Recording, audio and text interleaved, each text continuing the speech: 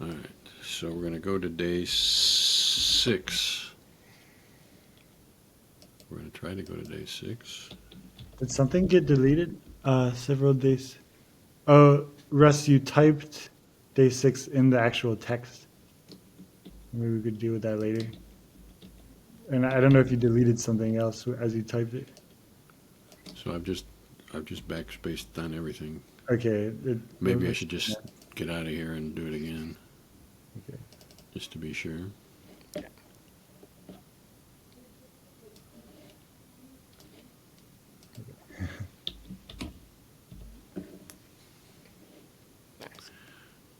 All right. Are we ready now? Yep. All right. Let's look at sample 6.1. Can you zoom that in a bit by any chance? Yeah, that's great. Nice. Bigger than that, or is that good? No, that's fine. Thank you. Okay.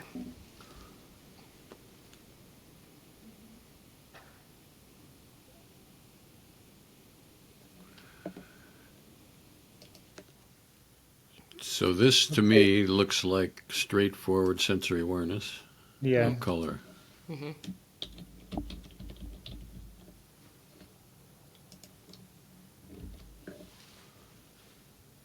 I remember me thinking it was more about the pattern and you thinking it was way more about the color, maybe not even the pattern. So, yeah. But yeah, sensory awareness of color sounds good. Pretty straightforward to my way of looking at it. Yeah, I think so too. All right.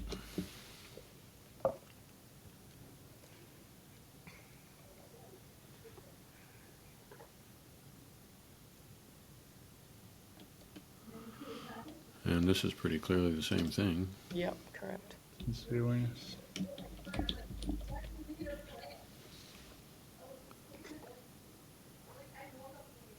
Yeah.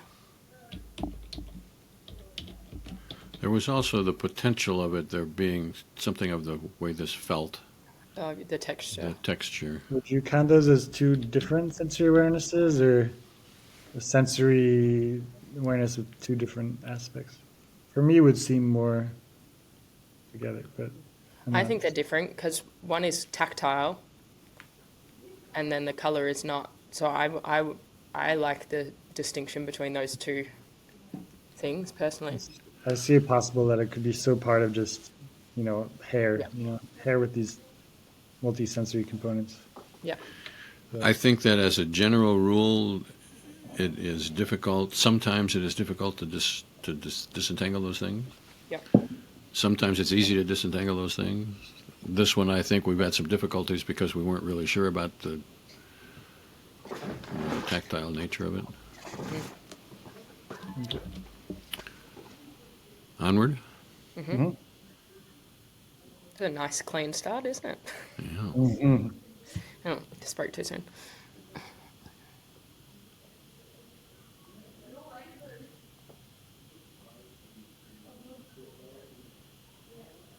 Inner speaking. Well, I think we've decided that the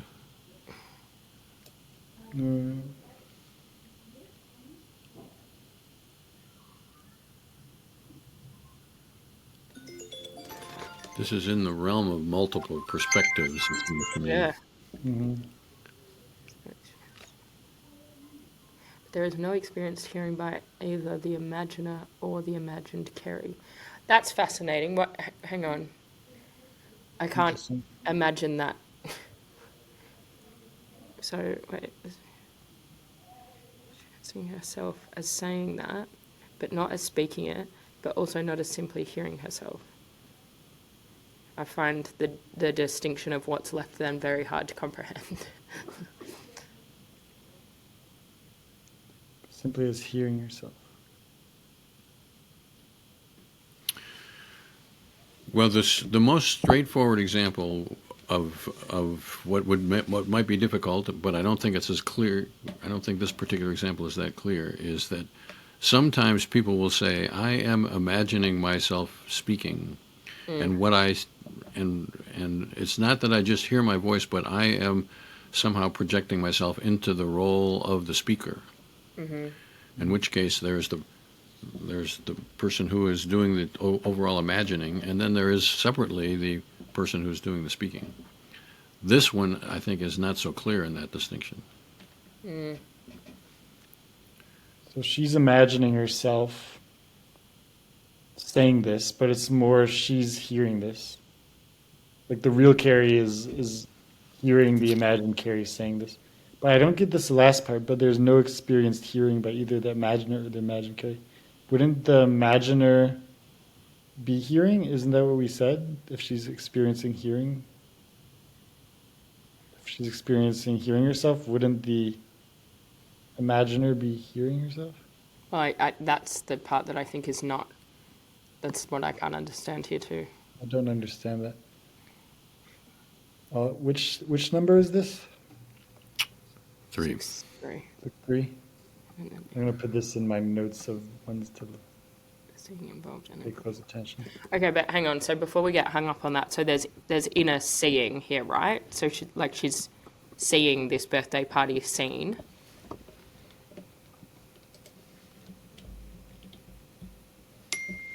Oh, was that me? Sorry, I'm going to turn that off.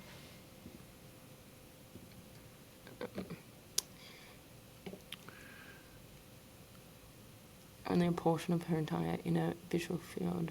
Yeah, but I wonder if it's sensory awareness with the rug. If that's most of her. I see the detailed, intricate. Or at least the sensory awareness component with the cream blue and orange rug. But So I think that's questionable. About the sensory awareness? Yeah. The question there would be, is she just seeing a very detailed rug, or is she seeing particularly the details of the rug? And I guess I would say, the way we've written it here, this is probably close to sensory awareness. Maybe worth... I think in the questioning I might have done too much what you later criticized of being like, what were the details of the rug? Like, yeah. So let's go back to this sentence here, which we abandoned. yeah, So what I think this sentence is saying is that Kerry, who is doing the imagining, is imagining Kerry speaking. And she knows what Kerry is saying. 30 is not so bad. It's 29 that sucked. Mm-hmm. But, and this is what's interesting, what neither of those Kerrys are heard in an imaginal sense. So this is not an example of just inner hearing. I hear Kerry saying 30 is not so bad, but it's an imagining Kerry who is saying 30 is not so bad, but the saying is not heard. It's somehow understood to be there. Yeah, I understand it better now. So, imagine speaking or something. I don't know.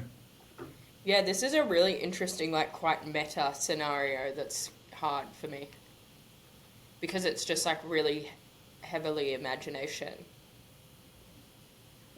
Yeah, I wouldn't call it meta from my definition of meta. It's interesting. I agree that it's an interesting story. So the deal is, let's change it to as if she's imagining Mel. And Mel is saying 30 is not so bad, it's 29 that sucked. Yeah, okay.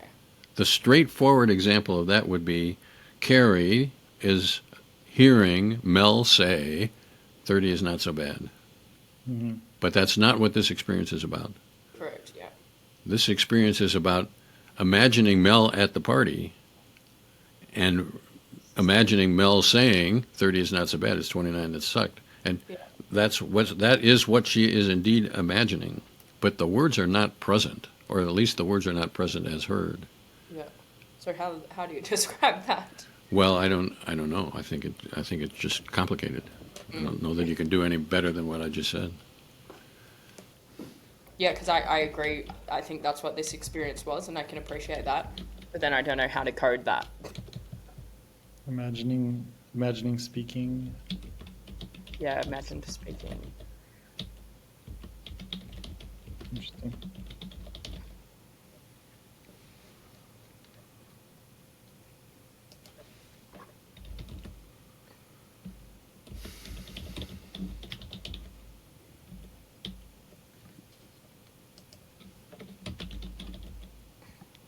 Must have done some work on this since my original descriptions. I don't remember Probably. getting all that down in the first go.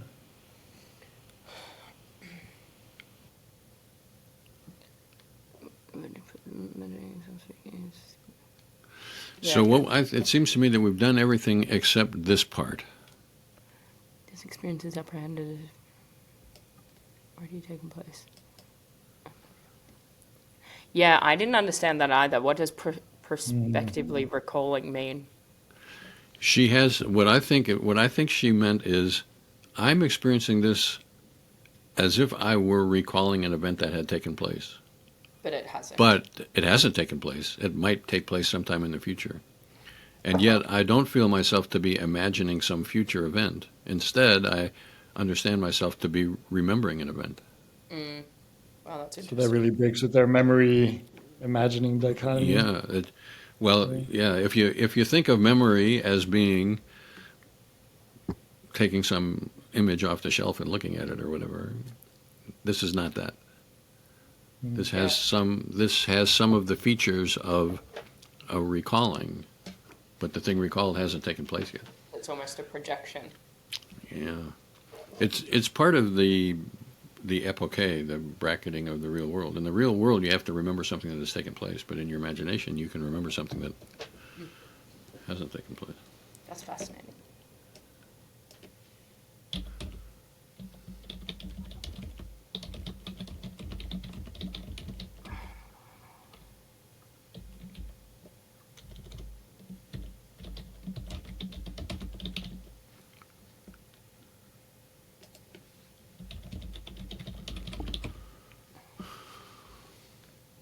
Interesting. Okay. So this is an interesting sample. It's an interesting sample from a variety of different perspectives. Yeah. And one of the things about the green meeting, I think, as a characteristic, is that we somehow identify. This is a sample that we ought to tell a story about. This is and I don't mean this particular green meeting. I mean green meetings in general. But somehow this sheds some light on the process.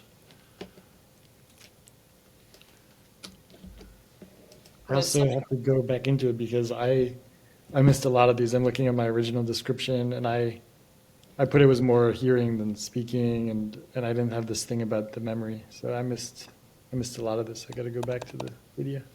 But I think that this is an incredibly complex one. Like, this is a complex experience.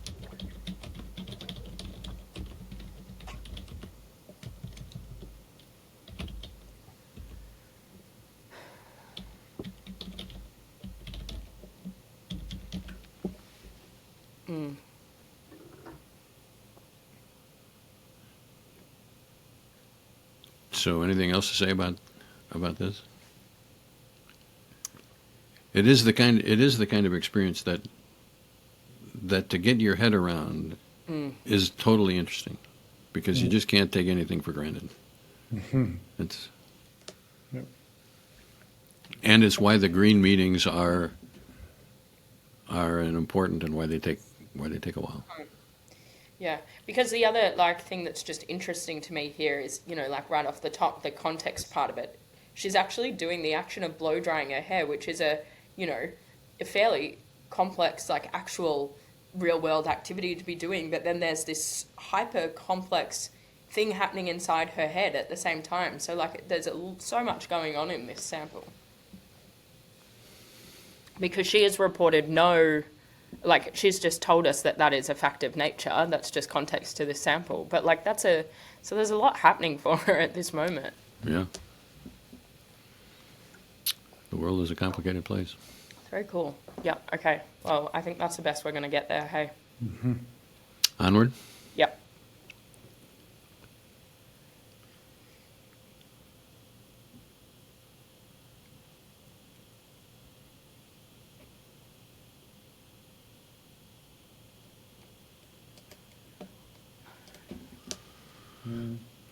Kind of like unsymbolized I think. thinking. I don't know why this is coming out bold all the time. Thinking, realizing. Unsymbolized. Um,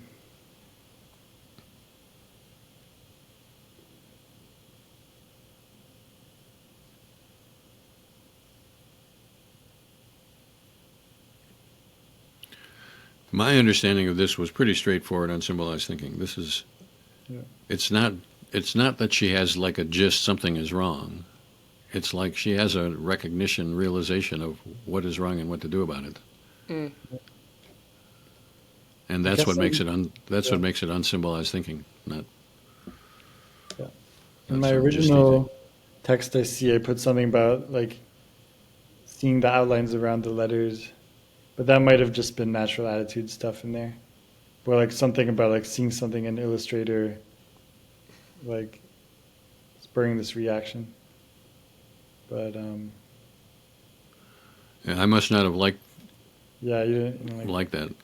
maybe it's I would put it on the unsymbolized spectrum, but but lightly symbolized. I don't know. I'm happy with this as a pretty straightforward unsymbolized thinking. Okay. Yeah, that's interesting to me because I see a lot of that. This sample feels like a lot of my life, so that's interesting to see that that's how you categorize that. Of like when I just think of something, that's how you. So what I recall thinking about your experiences, Mel, is that this is more specific than your experiences were. Yeah. If Mel had this experience, this would have been written something like, I'm somehow realizing that something needs to be done or whatever, but I don't know exactly what that is. Yeah, right. As in, there's less cause and effect sort of thing. This is really like this. Yeah. Yeah. And that's what made me reluctant to call your experiences unsymbolized thinking, and makes me happy to call this unsymbolized thinking. 'Cause this is more a clearly defined, directly before the footlights of consciousness thought, where yours is in the impressionistic, inchoate realm, as I recall. What a description! Impressionistic, inchoate realm. Jesus. Something to be said for that. Yep. Cool. I like that. I'm happy with that. That's interesting. Onward. Yep. Onwards.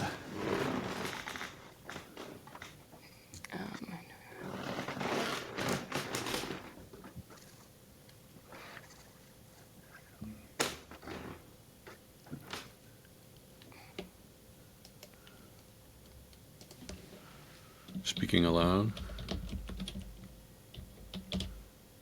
And sensory awareness, color, maybe. Color pattern. Yeah. Or like, whoa.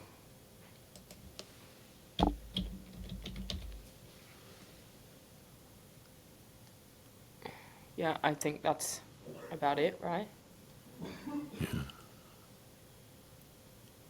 So I'm guessing this. I thought that the interview wasn't adequate about this, or Kerry wasn't adequate. One of the two. Onward. Yep.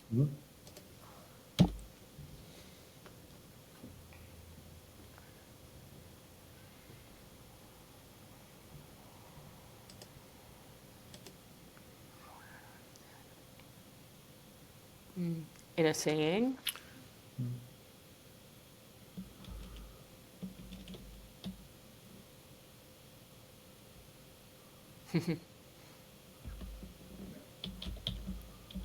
Yeah, skillfully vague, or however you call it.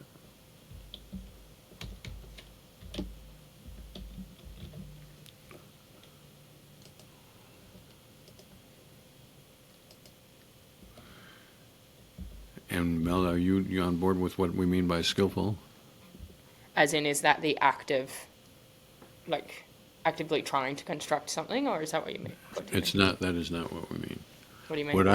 What I mean, and I'm guessing Julian can speak for himself, but what I mean is that the inner seeing is in portions blurry and in portions clear, and that is done for some. Purpose. Yes. So what I take here is that it's clear that I'm having a text message. So the bubbles are the clear, but it doesn't matter what's in those text messages, and so I see that blurry. Uh-huh. Hang on, I just gotta So let my Russ, out. before you called this skillful clarity. So,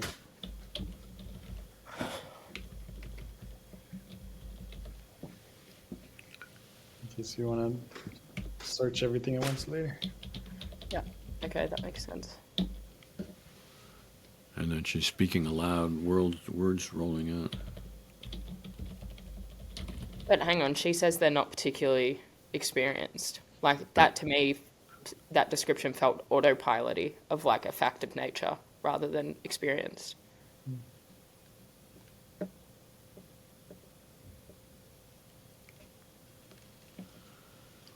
You disagree? I'm trying to think of whether I disagree or not. This is a situation that I would write it like what I have done, what I've just written, and the question is whether that's a good idea, whether that's really smart. Words rolling out. Oh yeah, we've done that previously, haven't we? Yeah, words rolling out is a technical term for me, which means pretty much not experienced. But it doesn't seem quite fair to just say it as it's a context. Mm-hmm. And It's whether on the spectrum somewhere between Yeah. experienced and not. Yeah.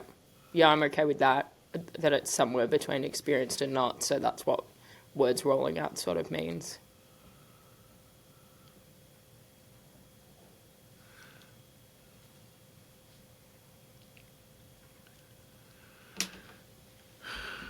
yeah, Yeah, I'm okay with that. okay, that is a technical term which means these words are not directly experienced, but I can't bring myself to just say their context either. Yep. That's what this means to me. Yep. This is number 6.6 or what? Yep.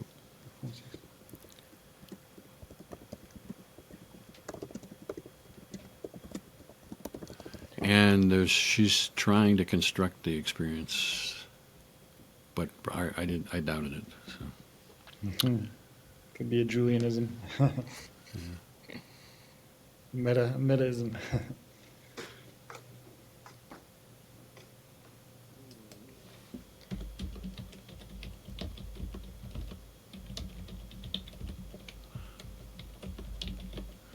I think Kerry has a way of using the word trying, which was hard for me to get my head around all the time. What? Can you elaborate on that? Well, I think, like here, if we went back to the transcript, I would say Kerry probably said I was trying to have an image. And what she probably meant by that was I was skillfully creating an image that was partially blurry. But Yeah. from the natural attitude, which is of course what I'm trying to avoid, from the natural attitude, that means, well, I haven't finished making this image yet because it's only partially clear. Yeah. I'm guessing that's what trying means. But Yeah, I sort of agree with that too. Like her visual experiences are often so clear and detailed that when they're anything less than that, she thinks it's trying. right, that's what I think. Yeah, I agree. So done with day 6? Yeah, that was an interesting day, to be honest. Yeah. I'm just going to close this door. It started raining.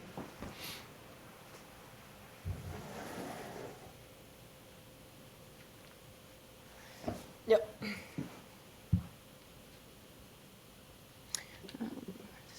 Something about yogurt.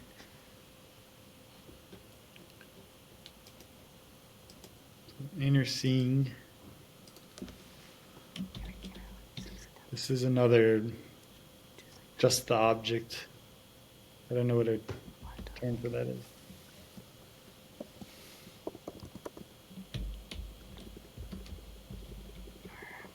Maybe nothing beyond. Yeah, I can't remember what word we ended up using for that last time.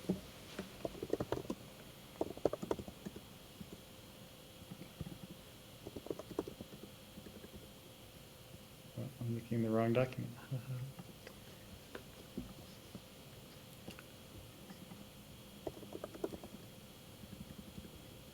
Yeah, nothing beyond. Yeah. Seen us use that before.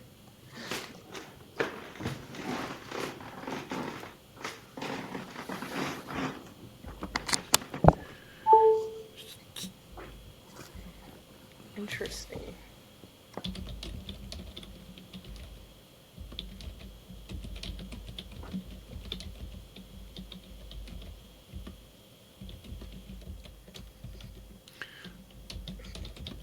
I think that's happened more than once, where she's in a conversation, but she really doesn't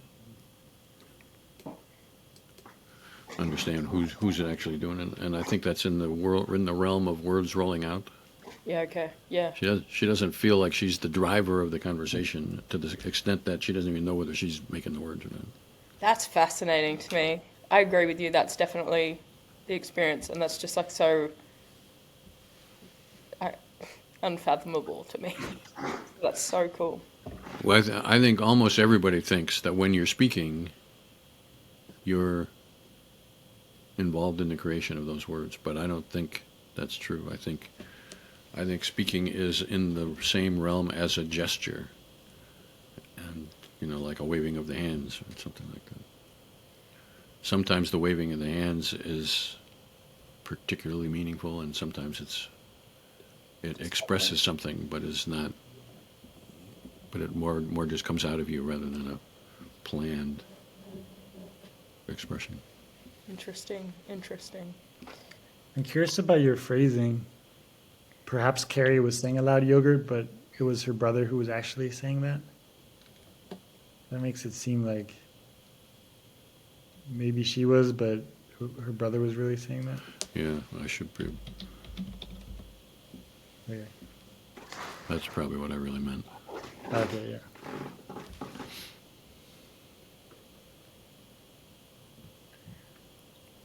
Yeah, I'm satisfied. Onward. Yeah.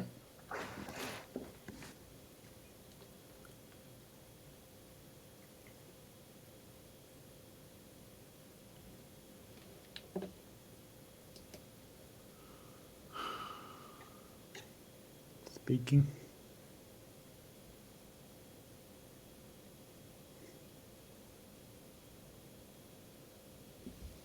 Sensory awareness.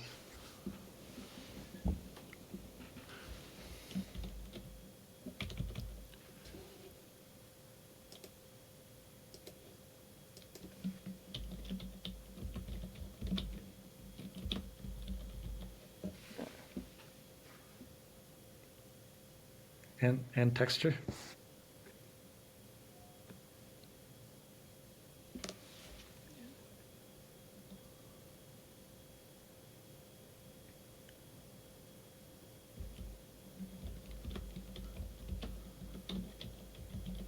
It's not just texture. The texture sort of implies tactile, but it Okay. sees the texture of it.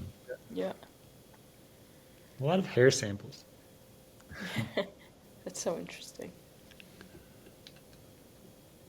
And this is the kind of thing that's interesting to me too. It's an incomplete imagery, or maybe this is in the realm of skillful. Like one way to make things skillful is to blur them, and another way is just to put some pieces in there. This is a salon stuff, and I'm conveying to myself salon stuff,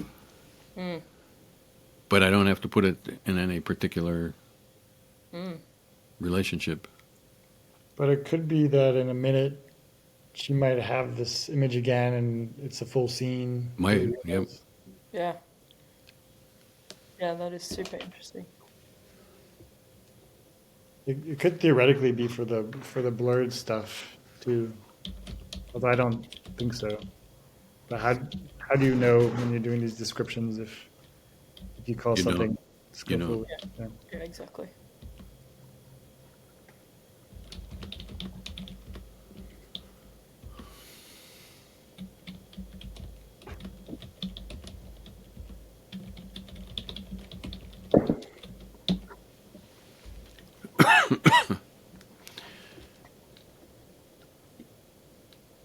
Yeah, and then is this the speaking as part of the experience? Yeah, I think. It feels like it. Yeah. And I also find things like this interesting too, because this kind of thing emphasizes the non-semantic nature of speaking. Mhm. Mm. It's not. She's not saying caramel for its semantic Mm. importance. She's saying it as like a dancing thing or a interpersonal Mm. something thing. Yeah, chiming along. This also on the question of trying, because in my original description, I wrote playfully trying to chime along. But she talked about her brother, and then she talked about her had a somewhat weird relationship with him, and was I don't know, trying to. Yeah, for some reason I thought about including this word trying, and I did, and then I took it out. So I'm guessing that Kerry said she was trying to chime along, Yeah. but then later on, the experience didn't seem to be of the trying, to me anyway. Yeah. But yeah, I think there's something I like what you're saying there about that definitely feels part of the experience. Then it's more than just the speaking; it's the what all of that represented in terms of the playfulness and the chiming along and the relationship of like with the brother there. Like there's some I don't know how the hell you describe that, but that's so relevant here and feels directly experienced. What did you write? More playful dancing than the speaking. Yeah. Yeah, interpersonal gesture. Speaking. Mm-hmm. I really like interpersonal gesture to describe that. And it's semantic. Yeah. Yeah, because that's really cool.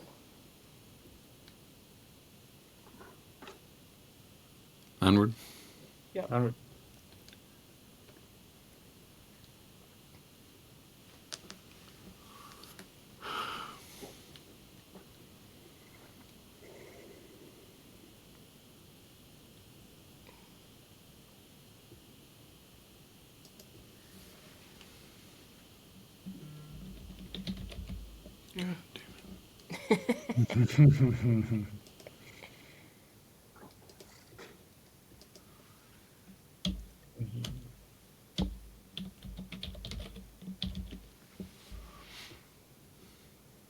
Yeah, I mean that's it, right?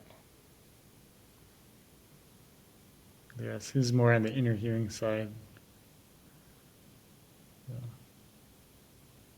The inner hearing, how she would have spoken it, not how it would have sounded played back from the recorder.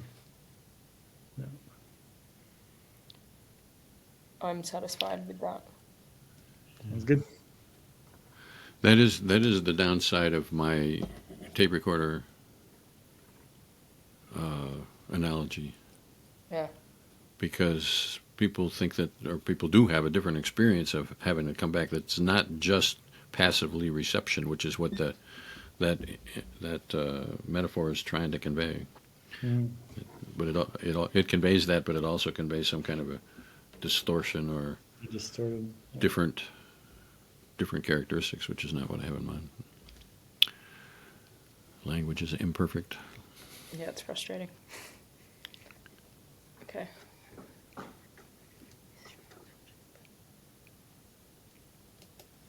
Wait, hang on. Hearing them spoken by a young male British voice. What the History is watching.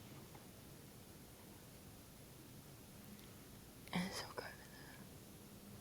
Wow. Yeah, remember this very detailed in your seeing. Everything else was crazy. So Mel, I was dubious about Why?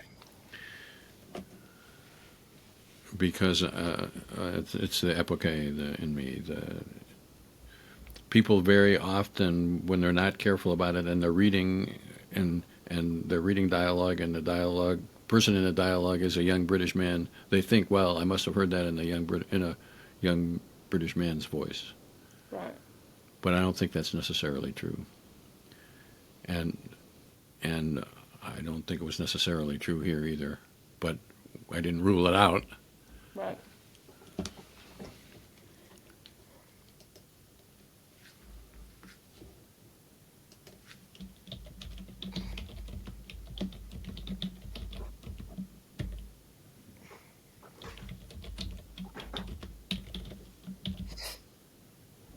Right.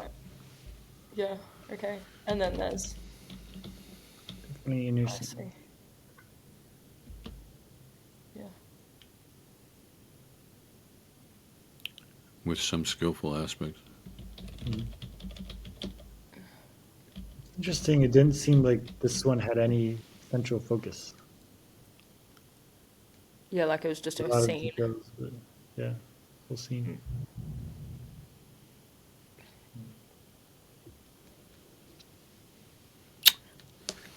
There's some skillful clarity maybe with the pictures, And that's what I meant by this. frames with the Pictures were clear, but what's in them is not.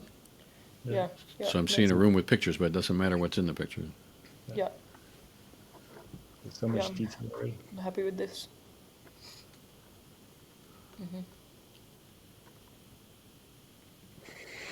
Oh my god. Not whole. It's our future. Kerry was innerly saying this is fucked. Right. I could get behind that. Okay, so I speak. For sure. There's also innerly saying SES, but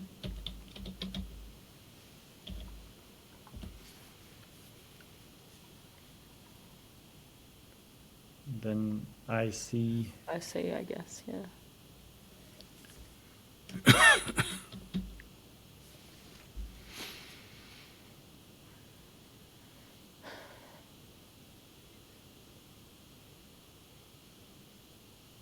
Pretty straightforward to me. Mhm. Could have Yeah, been a okay. could have been a sample of my experience at the same time.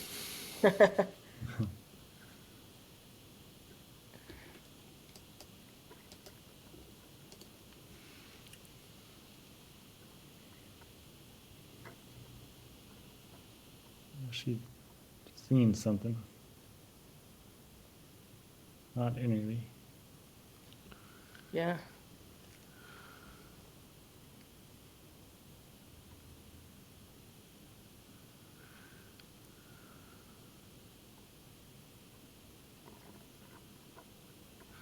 So how about mindless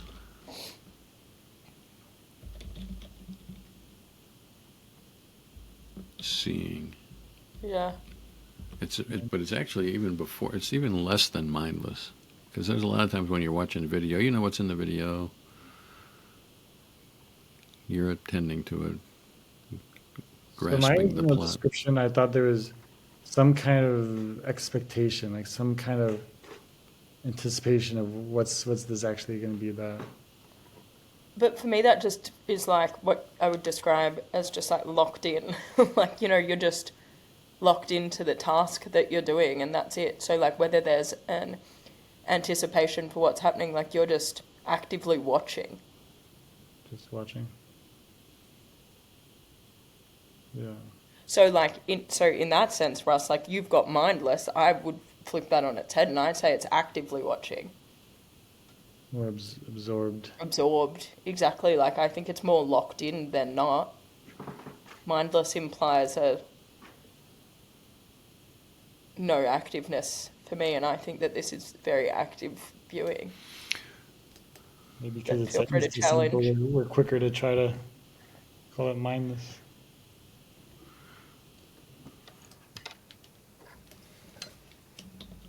But it's also like, the rest you didn't like my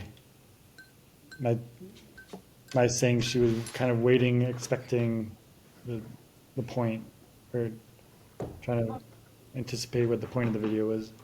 For some reason, you didn't like that. Well, I'm So guessing it was from my point of view the more epoche stuff that Kerry would say, since I don't yet know, I must have been waiting to know. Yeah. And and I don't think that's necessarily true. okay, I'll make a note. I'm guessing she said she was waiting to know. I just didn't believe it. Okay. But so that's where I get satisfied by an active watching. You know, because I think that that encapsulates that. Yeah, I think I'm buying that. So I'm happy with the change from my initial. Okay. Onward. Yep. Mhm. Day 4. We're zipping through.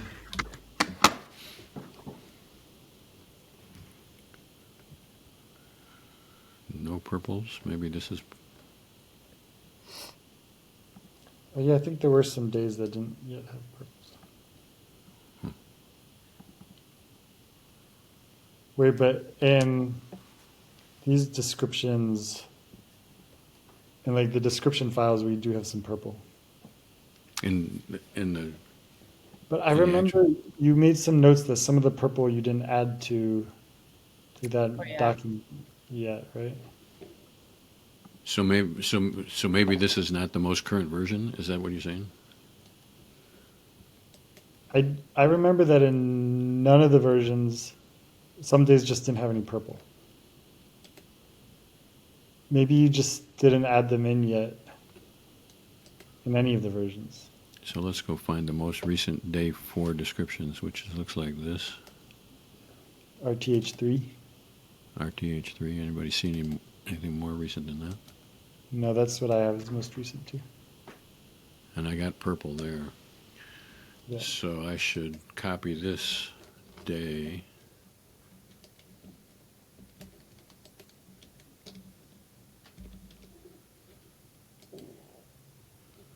And put it here.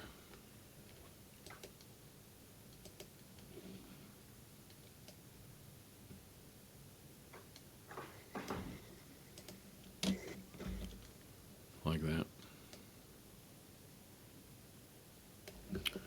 Okay, I must have missed that one. Onward, or Mhm. we're in agreement this is the right one? Yeah.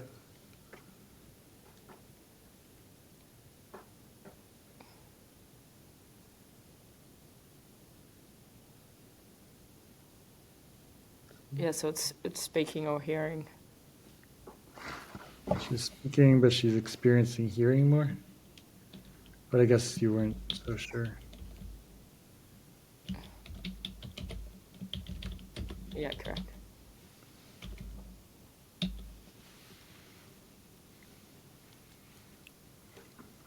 And what I think happened, I think we had not, as a group, yet figured out how to talk about this stuff on day 4.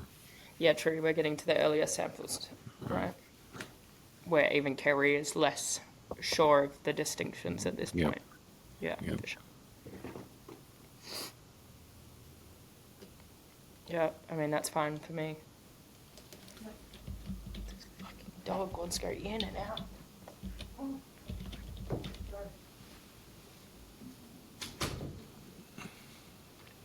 We happy with this? Yep. Mhm. Oh, wait, what'd you write? Yep.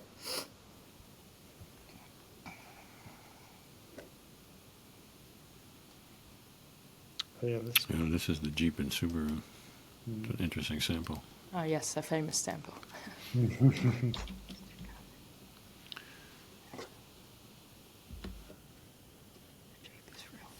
This in I see incorporating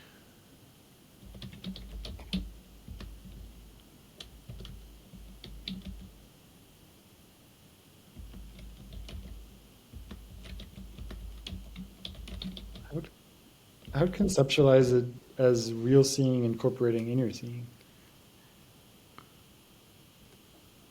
Like Yeah, I seeing think I the real agree. world incorporating a inner element.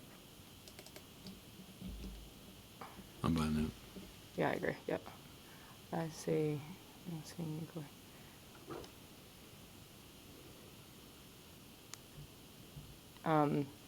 What about also when we were talking about borders and stuff? Like this was just the Subaru was the imagined, you know, was it not? So I yes, but it doesn't occur to me to think about that as having no borders. She was, in my recollection of this scene, she was superimposing the Subaru into the real scene as if it was a real thing in the scene. Oh yeah, sorry. So no, I was saying yeah, exactly that it's just the object, like just that imposed into the scene, as opposed to imagining more scene. Right. Yeah. But I guess that's what I see real seeing incorporating. Like I'm trying to describe that it's just that superimposed aspect. Just that object. I see the similarities, but also different from like some other ones like the fridge because it is in the real world. So the object is not like isolated, but it's placed in this context. Yeah, placed in the context. That's it. That's exactly right. I see real scene incorporating imaginary scene object. Yeah, I think. Is there something relevant about exactly what you've just said, Julian? Of like, it's is it a skillful aspect, Russ, of like, the inner seeing thing is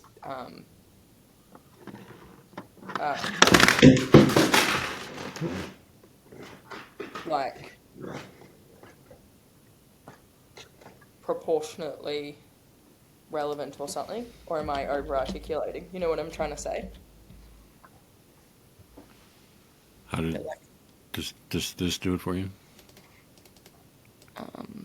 Skillfully, yeah, I think so. Not saying skillfully incorporating an imaginary scene object. Yeah, I think it does. She's good at her imagery, Yeah, and this is an example of it. And she's good at it in a lot of different ways. yeah. I think that description really satisfies me, to be honest, about that. And then there is also an inner speaking hearing. So asking in her own inner voice, yeah. Yeah, correct, because I don't think the distinction is I don't think, articulated at this point. right. Yeah, I think that's good. I'm really happy with how we've described that visual aspect. Great.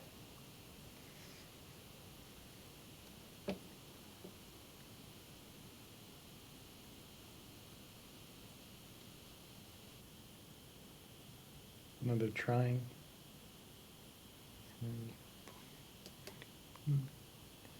Interesting.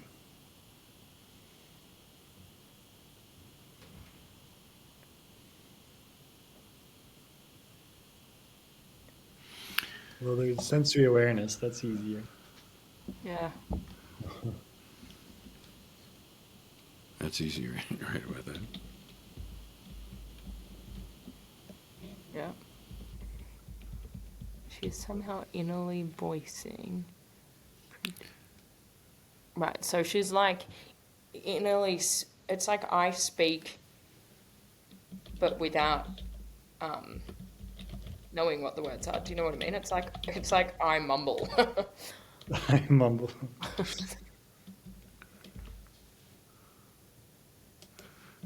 Because I think it is that. I think it's inner speaking, but she just actually doesn't have the correct language.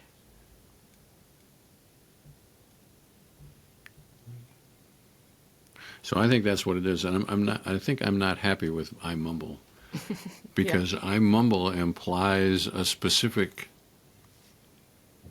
I think I mumble is infected by the real world. In the real world, you would have to mumble, in order to utter something that is not specific. You would have to mumble. In the real world, you'd have to do that. Mm-hmm. But I think in the imaginary world, Mm-hmm. you don't have to. You don't have to specify the unspecified. Mm-hmm. Mm-hmm. And that's part of the skillful inner life that she's got.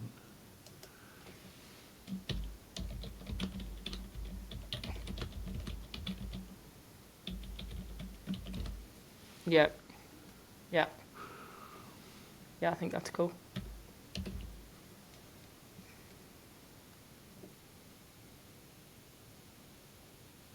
I'm Happy with that? Yep. Interesting.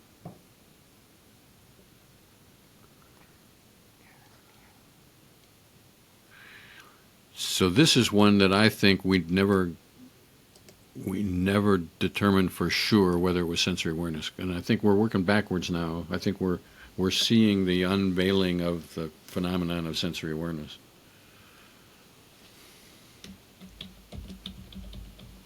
Wait, so hang on. Well, I read this and I go, yeah, that's sensory awareness. So what's your hesitation with it? Well, I don't know what you know about programming, but if you're working with a programming app, it puts certain kinds of functions in one color and other kinds in another color. Like an operator would be blue, and an array would be red, and whatever. And so the question is whether she is paying attention to the colors as colors, or whether she is paying attention to the elements of code which happen to be colors. Gotcha. Okay. And if I had to guess, I would guess it was probably sensory awareness, but I think we probably hadn't yet. Got into all that. Yeah, I'm satisfied with that. Yeah, I think so too. I think if I remember, she was new to coding and was trying to learn something about it, but was more drawn to the color at this moment. Yeah, I think all our suspicions are probably correct. I think the code displays by modern programming languages they're pretty. They are pretty. They are. In dark mode. Only in dark mode. Yeah.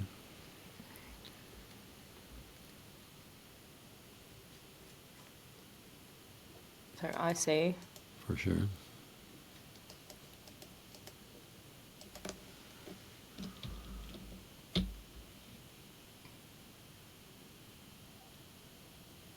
And I speak.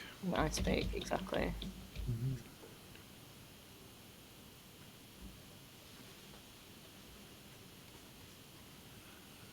That's an interesting image, but not very, pretty straightforward both.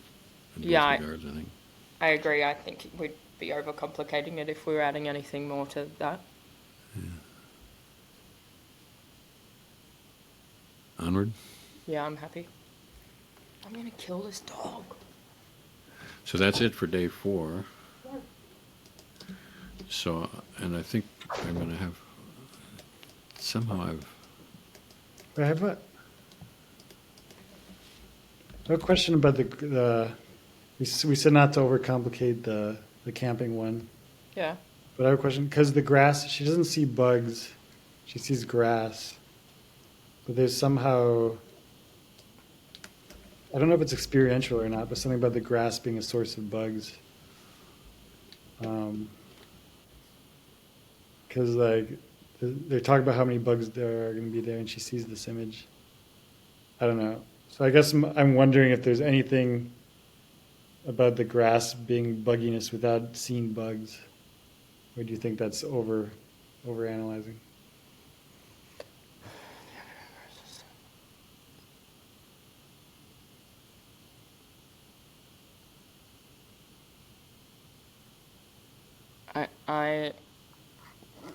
I think it's overanalyzing, but also I think it's relevant that this was, like, I think this is as far as we can unpack this. I think if this sample had have happened in week 8, it might have been different.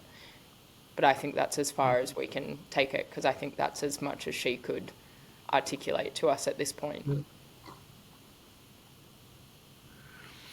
So I accept that this image is about bugs, even though bugs are not seen. The topic of conversation in the real world is about bugs, and she sees this scene. But what she sees is not bugs. Yeah. Yeah. Yeah, exactly. So I think bug is context. Yeah, I guess I was wondering if she sees the grass as buggy grass, or because and I see in my original description, I had it in parentheses, the bugginess of the grass, and then you put that in full brackets. So, but it's interesting that we went through that process. So I'll make a note to check it out later. Okay. All right. Should you... It is.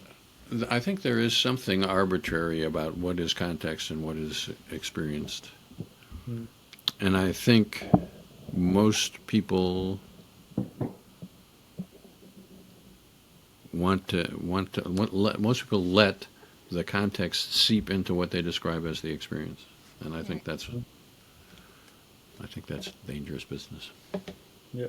Well, it's incredibly hard to not. I think from day dot of doing this with you guys, that's been probably the biggest challenge of trying to discern between context and experience.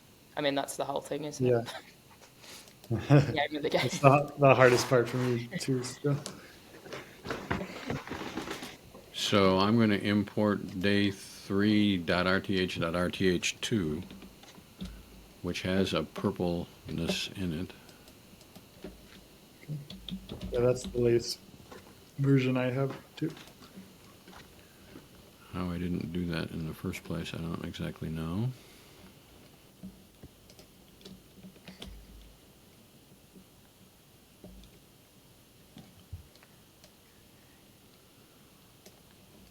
So this is the latest day 3.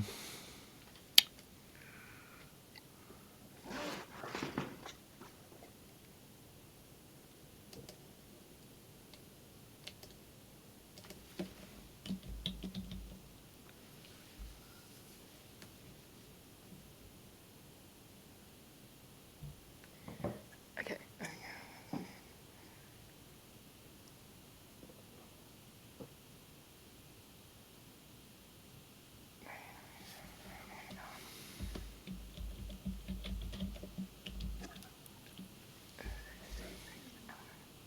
Mm-hmm.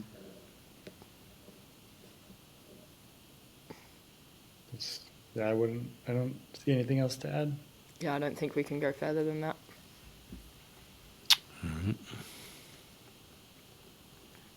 It is so interesting to observe the progress that you make as you do this more on all parties' front.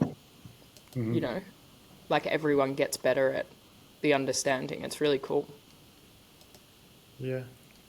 It is what makes it interesting. Because you can even see how far Kerry comes in being able to articulate her experience. It's cool. The whole I would phrase that as it's iterative all the way down. Every step of the way is designed to make the next step better for everybody. Yeah. Each in their own way. Yeah.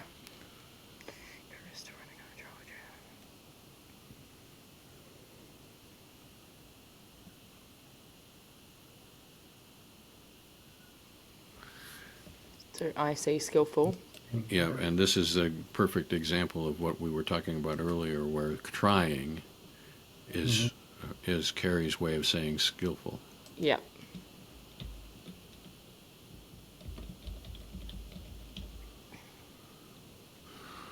She doesn't see all the details, but She doesn't know the details, and therefore she doesn't see them.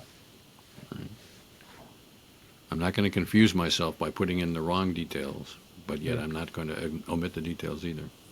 And then exactly because it's a unfinished scene or like lacking that hyper detail that she's aware of, she thinks it's this trying aspect. Right. Yeah, that's really cool. And that's basically all there is in this sample. Yeah, I agree. I don't think we know anything else enough. Onward. Yep.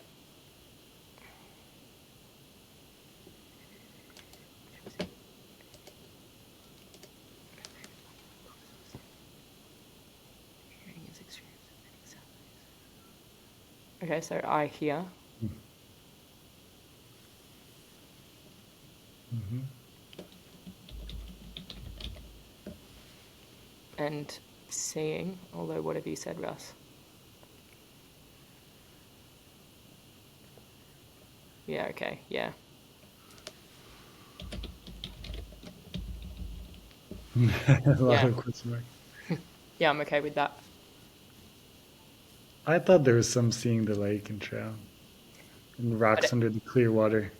To me, But the I- description was like rocks under the clear water, which made it seem like there was some seeing it. But maybe I'll make a note of this one too. But I share the same hesitations of I fear that she is just relaying detailed facts of life that she knows to be true and context as to whether they were directly experienced given where this was at in the journey. People are not naturally good at the epoche, which is why it is the epoche. Yeah. There is also something interesting about the hearing, and that is this. The mistaken lyric.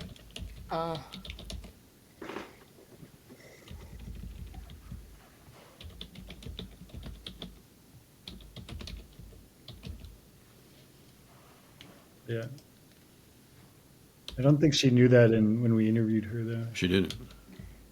No, I think I listened to the lyric and then reported that.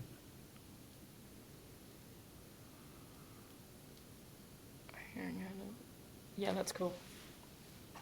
Yeah, I think that's as good as we can go here.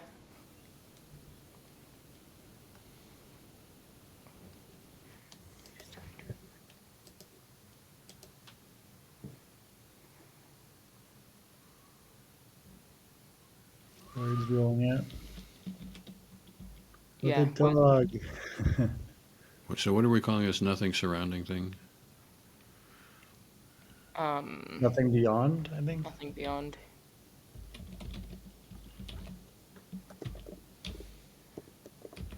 Yeah, I think this is words rolling out, right? Yep. As far as we know.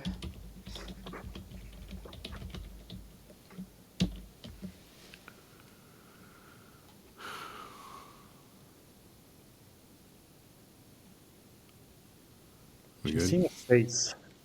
We're Sorry? keeping track of faces. She does have quite a few seeings and inner seeings of faces. Is that something you would keep track of? It's more thematic than the process of experience. Faces and expressions. We also had the printer shop guy with the really angry face. We had Yeah, she does. quite a few faces. But I put that in the like skillful category in terms of her detail orientedness starts with facial expressions and stuff. Like that's part of her hyper detail skillful capacity. Yeah. But I'm hearing what you're saying. She's often focused on the detail of face and I mean, expression. they're probably. I think, Russ, you don't often do thematic. Like, you don't often keep track of themes if something's a face or something's about music. I would if I thought it was prominent enough. And here I can remember two faces, and that might be because I don't have a good enough memory. I think there are like maybe 4 or 5. But So we'll leave that as something that we should check out. I don't have. So what I'm saying here is I don't have any objection to including a content category okay. if a content category seems warranted. Like for example, there are quite a few about running on the trail. That seems to me to be pretty. Yeah. She was running on the trail and not very interesting. Yeah. I mean, she probably goes on trails and hikes a lot. I mean, there are definitely a lot of hiking samples. I mean, Right, that's and the- she had a lot of editing. yeah. Yeah, but all those things are just facts of life. That I'm not interested in that. That's just the context of her life and the things she's doing. But I think there is an important distinction with what you're saying, Julian, of oftentimes in a scene or whatever, she makes a point of being very aware and very detail oriented about expressions and faces. Like that is something that she does seem to zone in on in her. Right. In And her I world. agree with that. And I agree with that. And so the intention of the highlighting is that we should go back and search and see how many faces there are. Yeah, I think that's a fair point, Julian.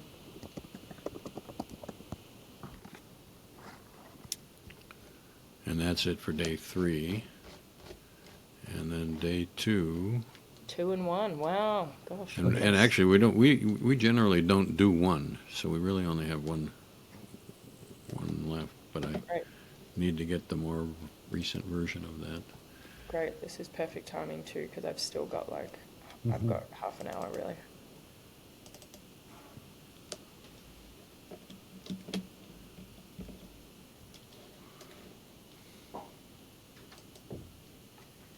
Hello, Mother.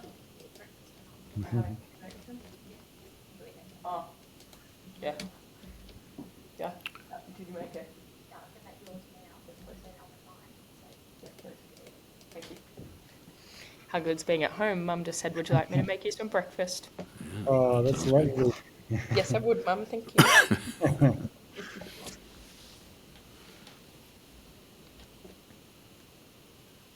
Okay.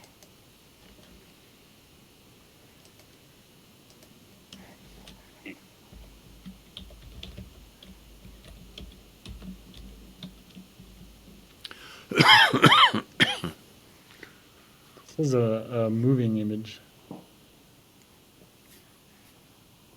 There's some are moving and some are still. True.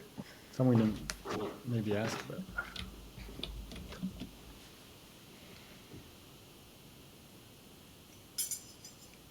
Oh, thank you. Interesting. I think there are more moving ones in early days, but I don't know what to make of it.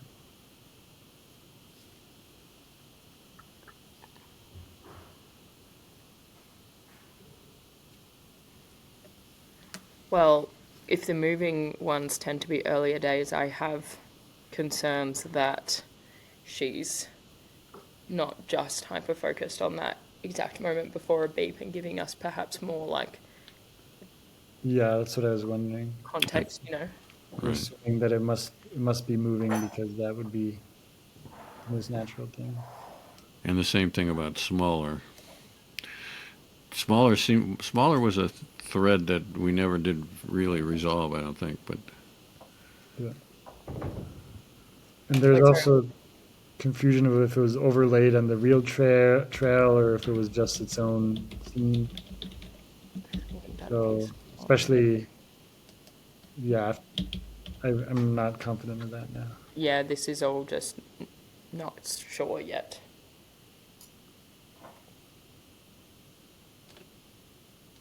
For keeping track of memories versus created things, this seemed to be from memory. Although, yeah, maybe it's hard to say. Maybe some parts are from memory, but she added in other details. I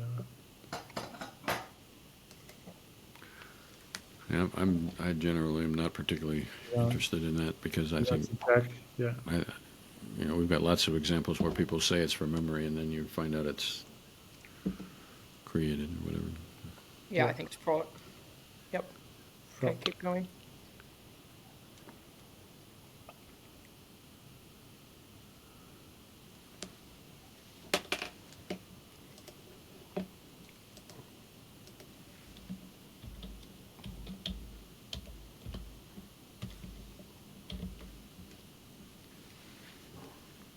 I speak, I see. Oh no, not I see, just see. Like she's just seeing. Yeah. It's interesting. She sees it as a social block, not as a, I guess, semantic thing. I don't know. Yeah, right. So she's seeing like what it represents. Well, I think it's the distinction for like what it stands for as opposed to the sensory awareness aspect, right? Yeah. I think that's what this paragraph was designed to mean, yes. Yeah. Mhm.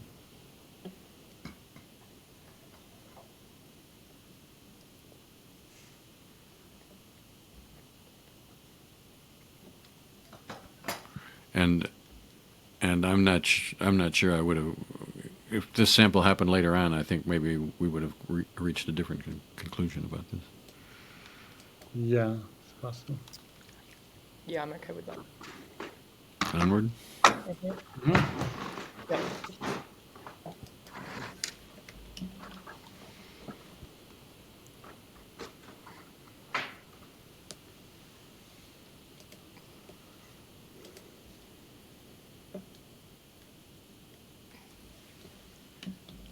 This is another skillful clarity one.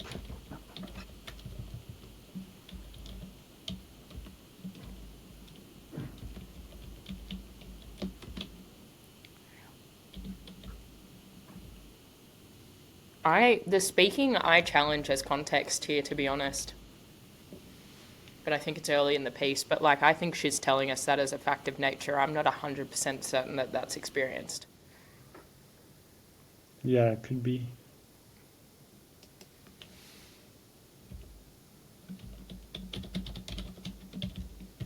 Yeah.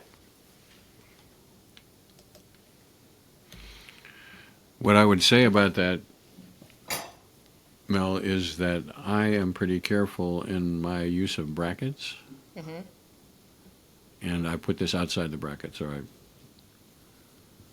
although I should say I can't claim to be too careful about my use of brackets because there's no opening bracket here.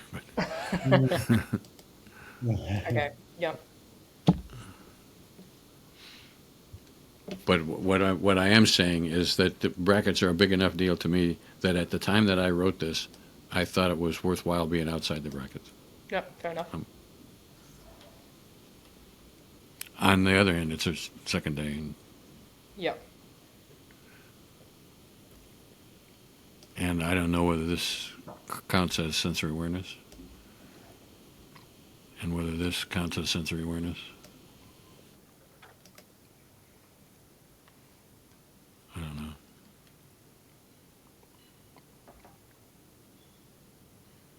And this is a face issue. Face. There's another seeing face.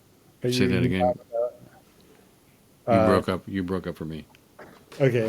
Well, I was gonna say that you doubted this one too about the seeing the face and the smile. I just think it's too early in the piece to be particularly sure. I'm happy for an inclusion of sensory awareness question marks.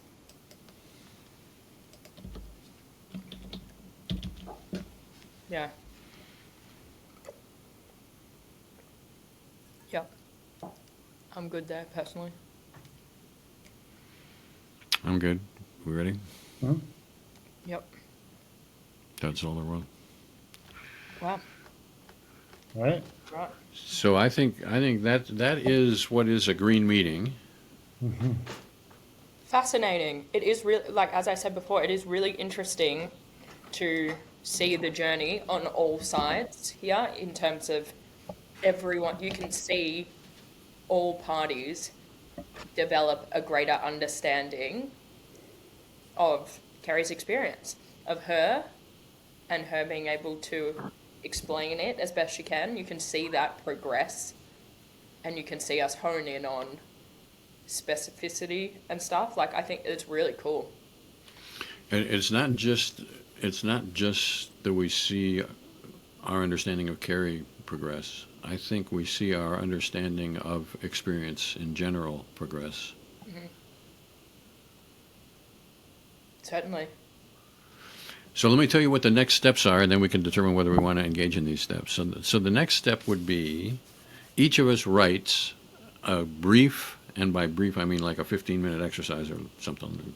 It could be an outline of this is what I think needs to be ideographically said about Kerry's experience. And by ideographic, I mean this is what applies to Kerry as a person, as a singular person, which doesn't mean unusual, but it's something that you can't describe Kerry without talking about this kind of stuff. We each write or outline or something that we're willing to stand behind as the result of 10 days of sampling. This is what we do with Kerry. And that's the next task. The task after that is that someone, probably me in this case, would write a joint description, assuming that we all agree. If we don't agree, then we have to get back together and determine, well, why is it that Mel saw this when Russ didn't see that, or whatever. And then the next step would be we would write a general description of each individual characteristic and put that in a spreadsheet. And then each of us would go through the spreadsheet and say, well, this applies to Mel. So for example, or to Kerry. So for example, we have talked about skillful imagery. We would make a spreadsheet, and everybody would say, well, sample 4.1 is skillful and sample 5.3 is skillful. Everybody would get a chance to rate every sample on each one of those ratings, on each one of the characteristics that we have jointly identified as being ideographically significant for Kerry. And then we would determine where there were discrepancies. Why is it that Mel said skillful in sample 3.1 but Russ didn't? So we'd have a meeting that we call the rectification meeting, and that the rectification meeting is not just looking for rater accuracy. It's, well, does this discrepancy indicate that Mel thinks one thing about skillful inner experience and Russ thinks something else? And if so, we got to figure that out. Maybe Russ should change his mind. Maybe Mel should change her mind. Maybe we should both meet in the middle or whatever. But it's all part of the deal that you were noticing just a minute ago, Mel, that the object is to improve ourselves and improve our understanding of Kerry. And then once we have agreed with all that stuff, then it's finally time to write some kind of a description of, well, this is what we think about Mel, or about Kerry, excuse me. This is what we think about Kerry. Up until now, everybody has been sort of personally responsible. This is what I think. We're going to write the green things. The green thing, you have to understand it your way. I have to understand it my way. Julian has to understand it his way. But that's not necessarily the same way. Only at the very end do we have to agree that we see these things in the same way. So, do we want to play that game? That would be the next game to be played. Yeah, so I think so the best way then is it's like we have a homework activity now, right? That's right. Yeah. We each have a homework activity now first to write an ideographic characterization of what I think we call a personal ideographic characterization of Kerry. And this is not meant to be detailed, but it's meant to be adequate so that we can make the spreadsheet, which is coming as the next step. And so, sorry, that just what you mean by that phrase is a overview of basically everything we just went through, right? That's right. And you can do that by I will immediately send you this document that we've just been marking up, and I'll send it to you. And your task is to go back through this and think, well, these are the themes that I see when we go through this stuff. Yep. Okay, so we go away, do that homework activity, and then we reconvene. Oh, and then do we reconvene on that, or we make this, Or is that? Well, you'll send, so your object is to send them to me without looking at anybody else's. You have Yep. to, this is an independent characterization. So we can send these things to each other, but you can't look at anybody else's until you've committed yourself to your own. And then you can't change what you said Yeah. without fessing up to that. You can say, well, Mel was right, I missed that, or whatever. That would be Yeah. fine, but you can't just go back and change your characterization. But so do we need to meet to discuss those? We don't unless there's something to be discussed. So Or- you're gonna, okay. so we're gonna circulate these things, and everybody's to look at them. And if everybody says, "Yeah, we seem to have sort of the same thing," then I will create This ideographic categories that we will then rectify, and I'll put that into a special spreadsheet that I've got, which will identify where we disagree, Yep. and then that's the time when we can actually get down to the nuts and bolts about how we might want to still further refine these categories that we're making. Okay. So the first task is I will send everybody this document that's on the screen right now. Yep. The second task is everybody writes their own personal ideographic description of Kerry, Okay. Yep. and do that within. I think my rules about that is you got to write that within a day, Okay. In a day. All right. and it's not designed to be long, but it's designed to be fresh. Yeah. Yeah. That's fair. That's fair. Okay. So Would you in the next- recommend doing it without sleeping on it? That would be the best way, if you can. But Yeah. True. that would be dependent on what time of day it is. Not sleeping on it twice for sure. Okay, yeah. That's actually the rule. The rule is not sleeping on it twice. That's the one twice. Better to do it without sleeping on it, And sleep is okay. but we recognize that the world goes on. Okay. Okay. So let's do that, and then I think based on the next 48 hours, then we work out what we need to do after that, right? Right, exactly. Yep. That's Cool. fine with me. Yeah. Alrighty, Good to me. sounds like a plan. This is very, very, very interesting. Yeah. I think it's I've done this a lot, and it's as interesting now as it ever was for me, because it's And do you know always what? Sorry, continue. I'm trying to figure out how to stop sharing a screen. There it is. Stop the Inception. No, I was just gonna say the other thing too is I think, to be honest, it was helpful to not have Kerry today because I think it would have only muddied waters having her here for those earlier beeps where, she would have got confused by herself. She would have tried to over-articulate now based on the progress that she has made, and we have I think it was better to not have her for the earlier beeps. I can appreciate that. I think it's I think you could argue. interesting. I was going to say it's definitely interesting to hear her perspective, even if there's sometimes it may involve more like arguing against. I don't think that's there. I think it was super interesting to hear perspective. That doesn't necessarily mean it was easier, made the process faster. But yeah, I see what you're saying. It probably went faster. Yeah. Well, no, just because the earlier beeps are just, there's more question marks in the earlier beeps. So I just think Yeah. not having the participant for those is in a way helpful for what we're trying to do here, because we can just accept them for what they are at that level. So what I think is I don't have a rule about that, because I think yes, in a way it's helpful, and yes, in a way it's helpful to have her there. So I think it can go either way. There's no one best way in that regard. But yeah, it's really interesting to see the layers and the improved detail over the weeks. It's really cool. Very satisfying, to be honest. Yeah. It Russ, is. It totally is. You've been doing this a lot. Is there anything new with Kerry that was new to you in your years of sampling? Or is that something you would talk about later in the process?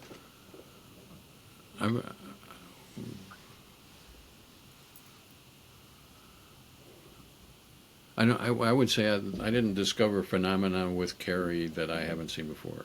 If that's what that question is about. Yeah. What's new is every time it's a mix of what Kerry's presuppositions are and what Julian's presuppositions are and what Mel's interests are and how much time we've got and all that stuff to try to distill that into everybody profiting in the direction of genuine apprehension of experience. That's new every time.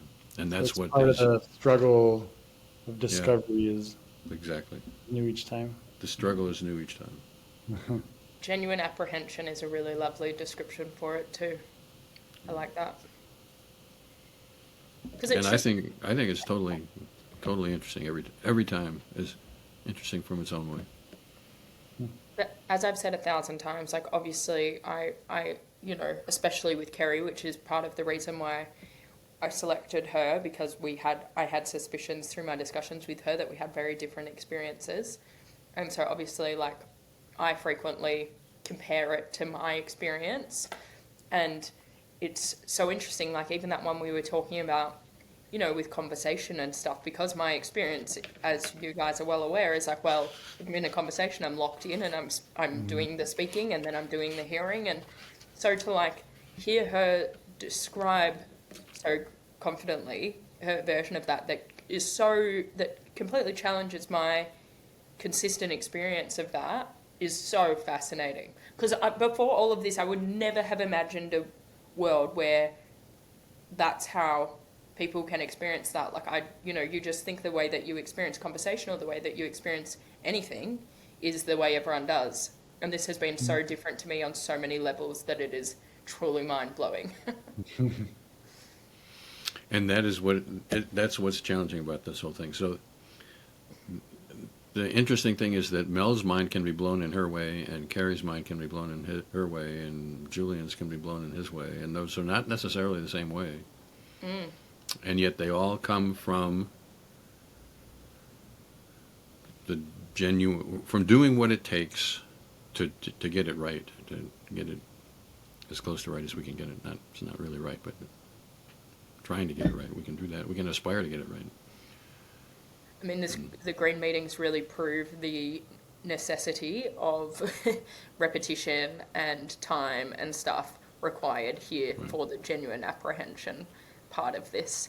Like the green meeting shows that, of like, look, after all these weeks and all these hours and stuff, you cannot argue that everyone understands better. So there's no shortcutting that. Right. And you'll find probably the same thing in the rectification meeting. Rectification meeting turns out to be sort of as interesting as the green meeting for that reason. Because now we all think we now have an understanding of all these samples, but it turns out that will not turn out to be the case. Interesting. Probably. All right, cool. I look forward to my homework. This is fascinating as always. All righty. Well, I will send this document that we have just done immediately, and we'll press on.